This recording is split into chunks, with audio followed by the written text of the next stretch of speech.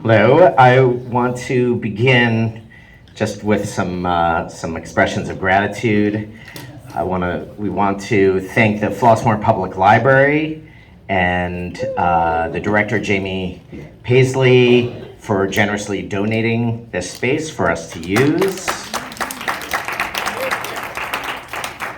The Village of Flossmoor, Mayor Michelle Nelson and Stephanie Wright, the program and event coordinator, and our committee, Sue Kluger, Terry Gabby, Vivian Zimmerman, Wendy Isaacs, Ellen Kaplan, Ruth Friedman, Judy Fleischer, and Deborah Brodkin. So thank you. Okay, so we're so glad you're here for this vital event to give some background. But this struggle, this question of the Latgud versus the Hamantashen, it really traces back to the beginning of our Torah, the beginning of our history. There is a common misconception in the story of Cain and Abel. In fact, it's been lost to history who gave which, or this might have been better resolved, but actually one of them offered latkes to God and one offered hamantashen.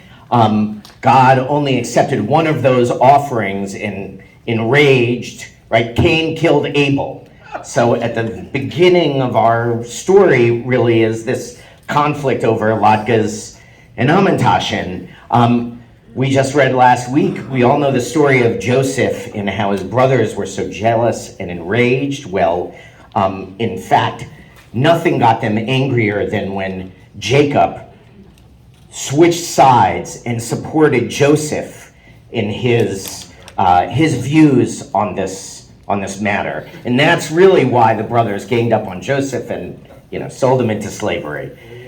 So, and you may not know this, but really at the beginning of our modern history, Jews, there was a huge community in the diaspora in the early Middle Ages, all living happily in southern France, until this argument over latke and hamantashen arose. They couldn't live together anymore. One of them went to Spain, the other went deeper into Europe, and that's why we have Ashkenazi and Sephardi Jews, all because of this debate. So, in medieval times, in order to try and mend fences, they would have a more collegial debate, a more academic debate, so that people didn't get so heated as, Cain and Abel or Joseph's brothers, and so we follow in this tradition. So we will go have Rabbi Harari and I will each have a couple minutes we'll have some opening arguments, and then we'll go back and forth, and then after a bit we'll open it to your views as well.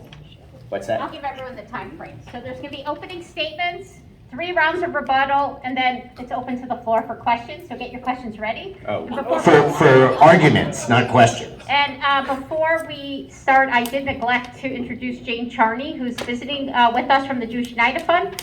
Her position is to work with local governments, and so she wanted to join us tonight. So we'll have opening statements, 3 rounds of 2 minutes each, and then arguments or whatever you want to do from the floor for 1 minute per point. So do you want to, you can use this, or you can hold it, whatever you want to do. Well,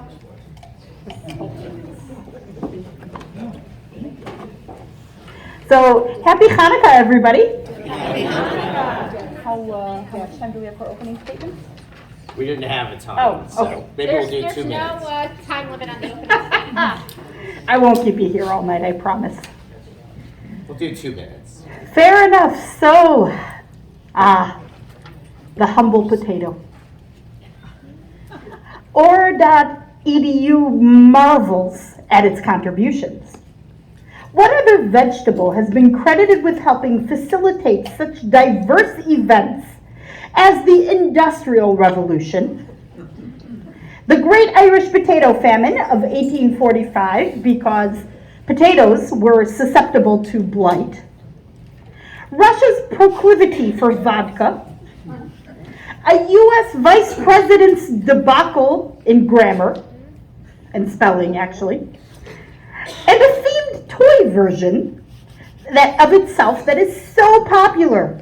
It was inducted into the National Toy Hall of Fame. Mr. Potato Head and Mrs. Potato Head. Maccabee version complete with flask of oil, shield, spear, and headdress coming in 2025. What Hamantash can you say would do all of that? Turns out potatoes are actually a vegetable. According to the Idaho Potato Museum, the potato is 80% water and only 20% solids, and what is healthier than water?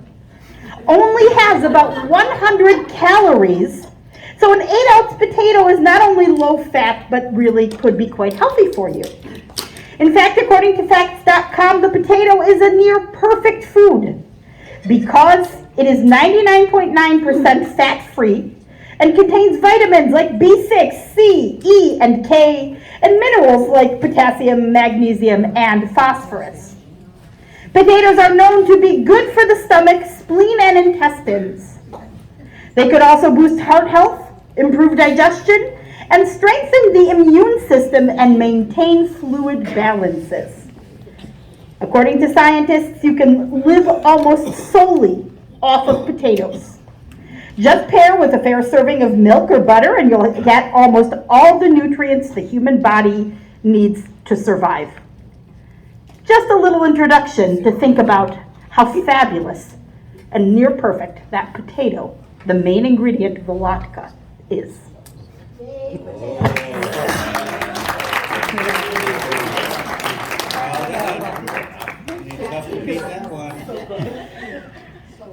So I have great respect for my my very sharp but misled colleague here. I do want to note those were tremendous facts, but of course we're talking about the most perfect symbol to represent Judaism. So nutrition is certainly important to us, but we want to know what really represents Judaism the best, and so I want to bring some references from text as well as some of the concepts that we can find that are so deeply Jewish. First, from our writings in the Bible, we have in the book of Ecclesiastes, which extols the virtues of companionship. It talks about two people in being together can huddle together and have warmth. Two are better than one. And when those two together, a third comes in, right? A divine presence.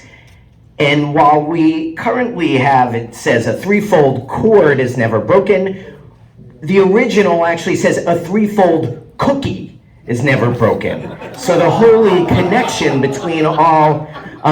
And while I'm going into, I hate to bring sort of my academic background a little here, in alternate versions that we find, written, there is only one version of the Bible, that familiar Psalm 23 you may not know, but originally it read, "The Lord is my hamantashen. I shall fear no clogged arteries. God makes me lie down in fruity-filled pockets. God leads me away from frying oil. God restores my soul." So, that's pretty powerful textually, but as we think conceptually, what the hamantashen represents, the diversity, you can put any fruit in, and as we know, the Jewish people are found throughout the world in all ethnicities and colors, like the rainbow fruit-filled hamantashen of all kind that we could have, and to think about how Judaism makes us feel so filled with spirit, like a fruit-filled hamantashen. So I'll leave that there.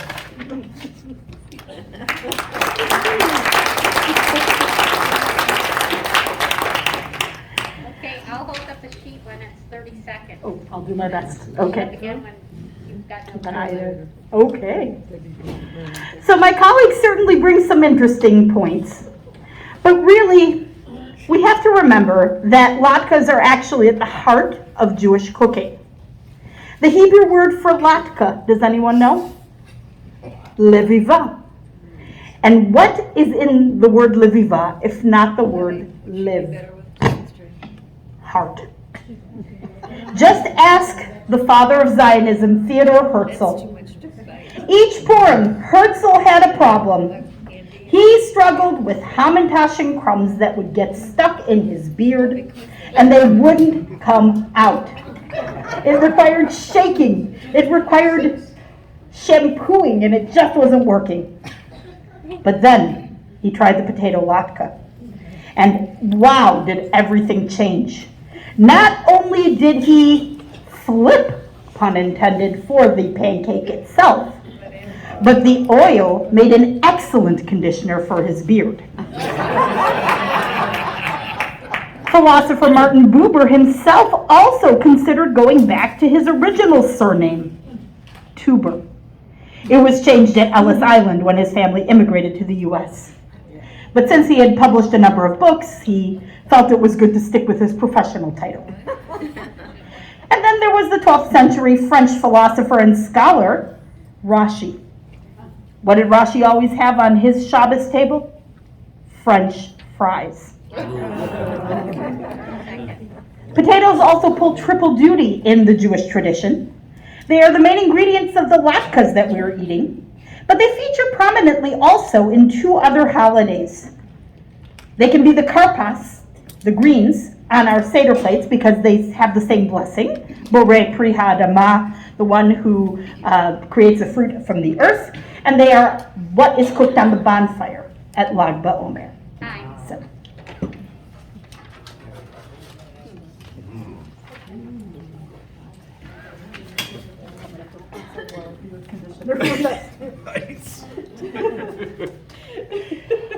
I think it's a bit unfortunate that one of your points is your very undoing as we talk about the leviva, the lev. We can only contemplate, and I don't want to say this, we've all just eaten latkes, but I think we can all feel that oil kind of slowing our blood down just a little bit, impacting that lev, that heart, in just the wrong way. So we might want to stay away from those latkes. But since you mentioned some of our 19th and 20th century Jewish heroes of philosophy and thought, I do want to mention that Martin Buber's study pal, Franz Rosenzweig, a Jewish philosopher, was inspired by the Hamantaschen, which you can notice if you take that triangle, right, and this is a point made every year, so this may be familiar to you, but you take one Hamantaschen, right, and then take another one upside down, and what do you have? A Jewish star. So truly, within the Hamantaschen, you have the Jewish star, and that inspired Franz Rosenzweig to write the Star of Redemption, a schema of the Jewish relationship between God, humanity, and the world, which his study partner Buber himself acknowledged was far superior to his hippy-dippy, touchy-feely kind of I and thou sort of Judaism. It was much more rigorous than that. And I'll also mention, while we're with our friends, the German Jews, that in Freud's seminal work of history and psychoanalysis, Moses and Monotheism, in the chapter Eros, Thanatos, and Truant, Jewish Food, Love, and the Death Urge. What's that? Time. Oh, I didn't see the previous one. I would have. Okay, we'll pick up with that point. Round two. I didn't even see. We need a higher, a louder. All right, How many Elliot. more of these are we doing? How many more times do we come up with the lost track? Okay, Like, how many more times? you have 2 more rounds. 2 more rounds. Okay. Whew. 2 more to go. Well, I come back to that leviva at the heart, at the live. Because if you look at the gematria, the numerical value of the word leviva, if my math is correct, we come up to 49. 49 is the number of days. Are you checking? Oh, okay. 49 is the number of days of the Omer period. Is that a coincidence? I don't think so. Just as the Israelites waited 49 days from the spring harvest of Pesach in order to receive the Torah at Sinai, so too must our latkes be fried for a perfect 49 seconds so that we can prepare ourselves to receive gelt from Mount Sinai. Additionally, the Torah has a principle called shatnez, which talks about not mixing different fabrics in the same garment. But an exception was made. Onions and potatoes. There is no more perfect combination, and therefore we are allowed, according to the rabbis, to eat these together. And not only are we allowed to do so, we are commanded to. Potatoes have lots of value. They were once traded directly with gold. Back in the 1890s, during the Alaskan Klondike Rush, the potato had such a high value because of its high vitamin C content. 30 seconds. And in addition, potatoes have made scientific contributions. Can a Hamantash say that? We've all seen the science fair favorite, the potato clock, but did you know that in 2010, Israeli scientists announced that they developed a boiled potato battery that is 6 times more economical than a kerosene lamp? We've got the power.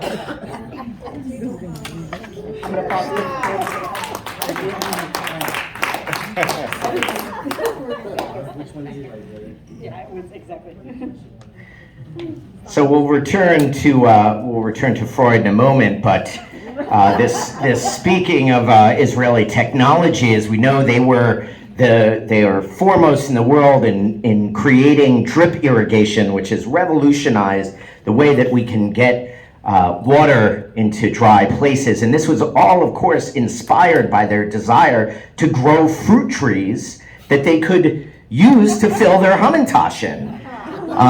And of course, what is more Jewish than a tree of life, a tree growing all manner of fruit?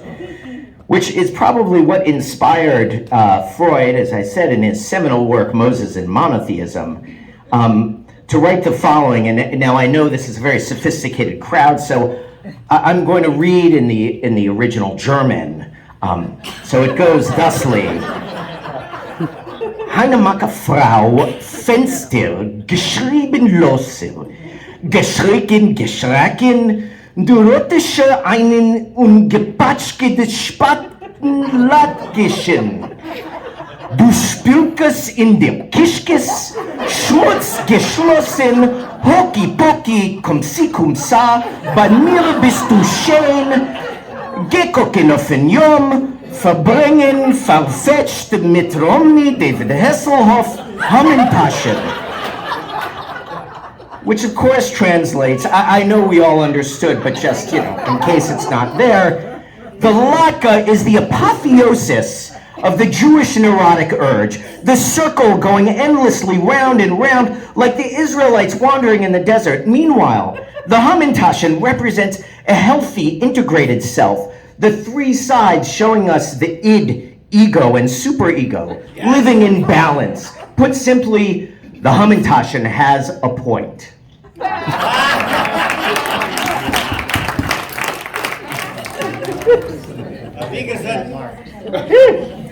Yes, Shakoyach. Excuse me, Shakoyach. Gesundheit. Exactly. Well, but those Hamantaschen and their points, what do they point to? The Hamantaschen is named after the villain in the story. Who wants that? We celebrate the shield of the Maccabees, the heroes of the Hanukkah story. And circles, though they go around and around, represent that cyclical nature of the Jewish tradition.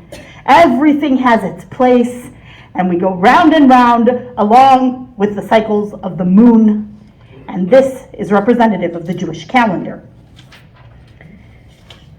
In addition, if I can find my one spot, sorry.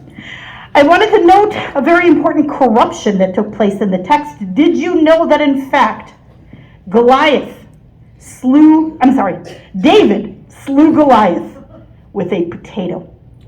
The text used to be, they made it look, it used to say potato, but in fact there was a corruption. They discovered it along the way, and lo and behold, it's a stone now.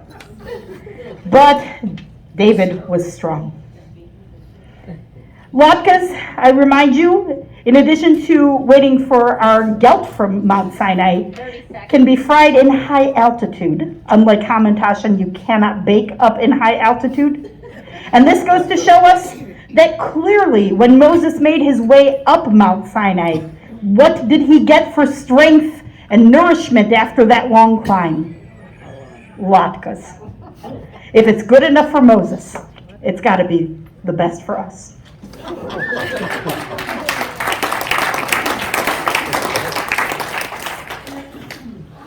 Well, going back to the text, when Adam and Eve were cast out, they had to struggle to eat from the ground, but never to eat of the fruit of the garden, living off potatoes. Their name, an ironic bitter twist, tapuach adama, fruit or apple of the ground. Adama sharing a name with Adam. There is a belief for a long time that tapuach adama can be translated as Adam's apple. In ancient times, they believed that the Adam's apple was in fact, before they knew better, a small potato lodged in the throat. A reminder of this horrible punishment of being kicked out of the garden. Also happens to be, side note, source of the phrase small potatoes. And finally, I just want to say, if you look at the latka's really two dimensions. Nothing can go in there. There's nothing that you can put into a latke, whereas the Hamantaschen, it's a nice little pastry pocket.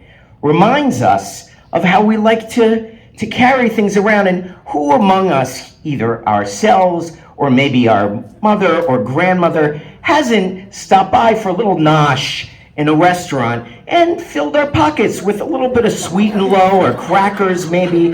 What could be more Jewish really than carrying around a little pocket for that moment when you need a little something more.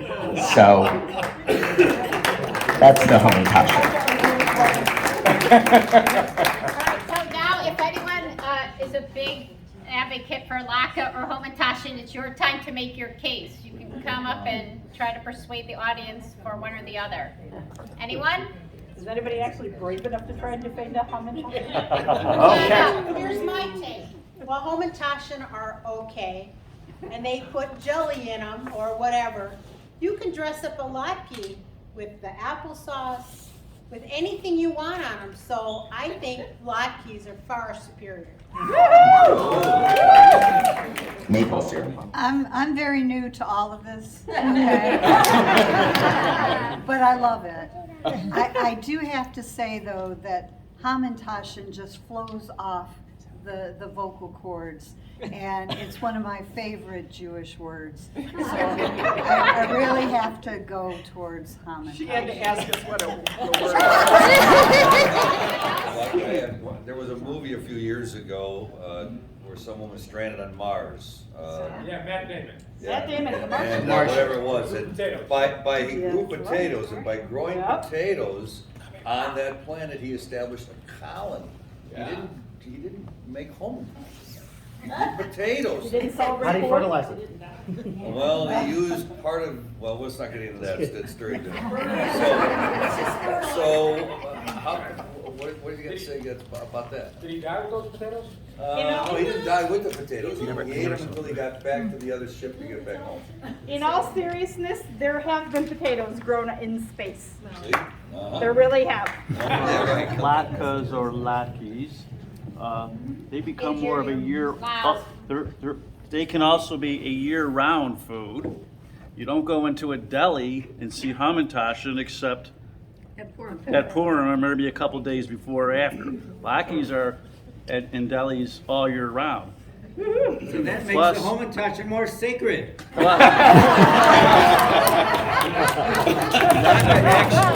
had a character in a TV show named after it. Anybody else? And Taxi, Lake Gratis. All right. Robert Louis Stevenson did equip Robinson Crusoe in early drafts with Hamantaschen, which is how he made it. So it's, not only stranded in space, stranded on an island, Rabbi. All I have to say is, why would anyone not want to eat potatoes and onions fried in oil? I mean, this is one definition of bliss. And this is given with rabbinic supervision. All right, let's take a straw poll before we have the concluding remarks. As of right now, who's in favor of latkes? Oh, yeah. Yeah. Oh, yeah. All right, how about the Hamantaschen folks? Oh, yeah, oh, yeah. All right, now we'll see. We need to convince to go the other way. So we'll have concluding remarks.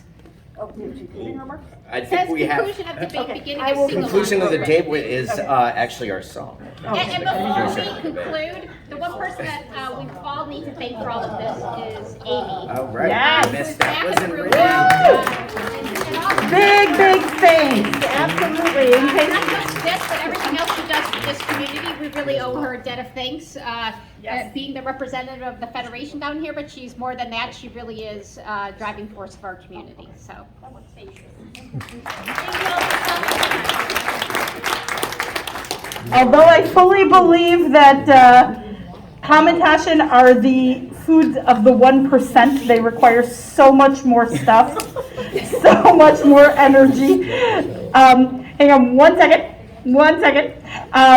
We're going to end our debate in just a moment, and we have found within our hearts something that I think will be a peacemaking, what do you call it? Gesture, olive branch. I don't know what the word is. But hang on a second. We have one more used comment. all our words on the debate. Exactly. Not so much by way of concession, but recognizing the time of year, the most appropriate song to end this debate.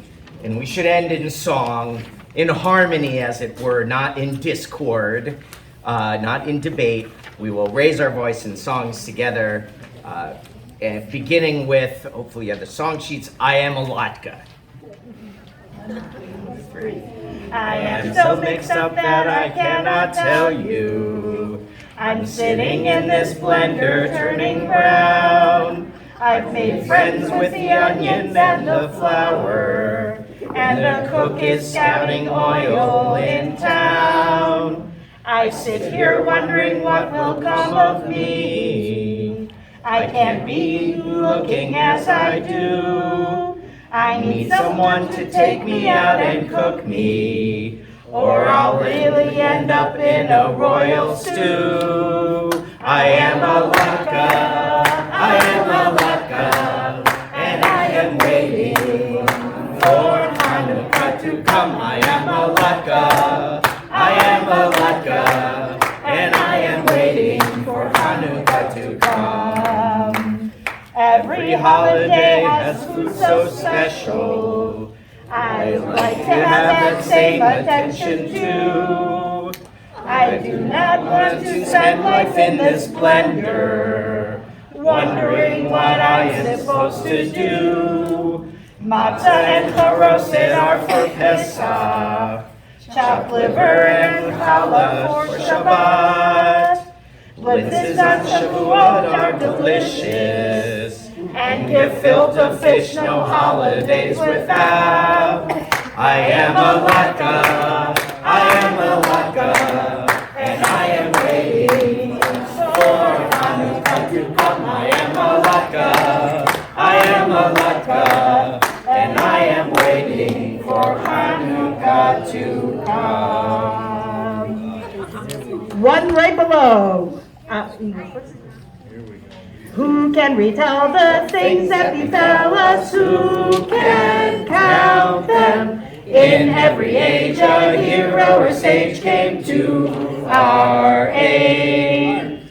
Hark! At this time of year in days of yore, Maccabees the temple did restore. And today our people as we dream, through their faith and courage were redeemed. In the Hebrew. Miyem alevu Israel otan miyimne, en mechador yakum agibor goel ha'am. Shah, bayamim hahem bazman hazeh, Maccabi Moshiach ufodeh, uvyamenu kol am Yisrael, yitachel yakum lehigael.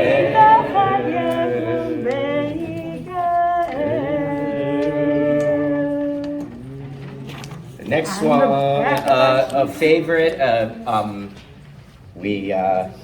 she walked right into it before. Stephanie actually left her Bluetooth speaker, and unbeknownst to her, she had trouble finding. She said, "I lost a little Bluetooth speaker." And of course, I had to ask, "Did you make it out of clay?" So, thank you for that. Well, let's sing together. I have a little cradle, I made it out of clay. And when it's dry and ready, the cradle I shall play. Oh, dreidel, dreidel, dreidel, I made it out of clay. And when it's dry and ready, then dreidel I shall play. It has a lovely body, with legs so short and thin. And when it is all tired, it drops and then I win. Oh, dreidel, dreidel, dreidel, I made it out of clay. And when it's dry and ready, oh, dreidel I shall play. So we like to do a little something.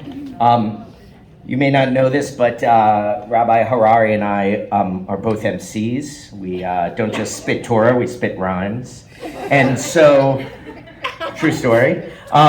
So we'd like to invite you to suggest something that you could make a dreidel out of, and we will complete the rhyme, and maybe you'll help as well. So, any options? What did you make your little? Molasses.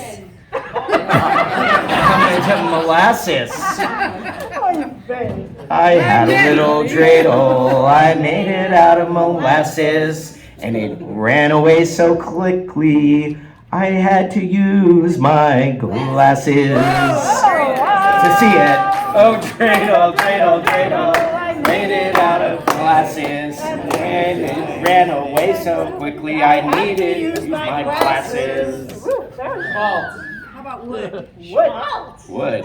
I had a little dreidel, I made it out of wood. It would not spin, it wouldn't. Oh boy, I wish it could. Oh, dreidel, dreidel, I made it out of wood. And it would not spin. Oh gee, I wish it could. Plastic. Plastic. Oh, yarn. Plastic. I had a little dreidel, I made it out of plastic, and just like every good Jew, boy, that was sarcastic. Oh, dreidel, dreidel, dreidel, I made it out of plastic, and just like a good Jew, it sure was sarcastic. I had a little dreidel, I made it out of yarn, and again it would not spin. Oh, darn. Dreidel, dreidel, dreidel, I made it out of yarn, and again it Would not spin. Oh, darn. Chocolate. Chocolate. Husband. Rhyme with husband, go ahead. Husband, chocolate. Chocolate husband.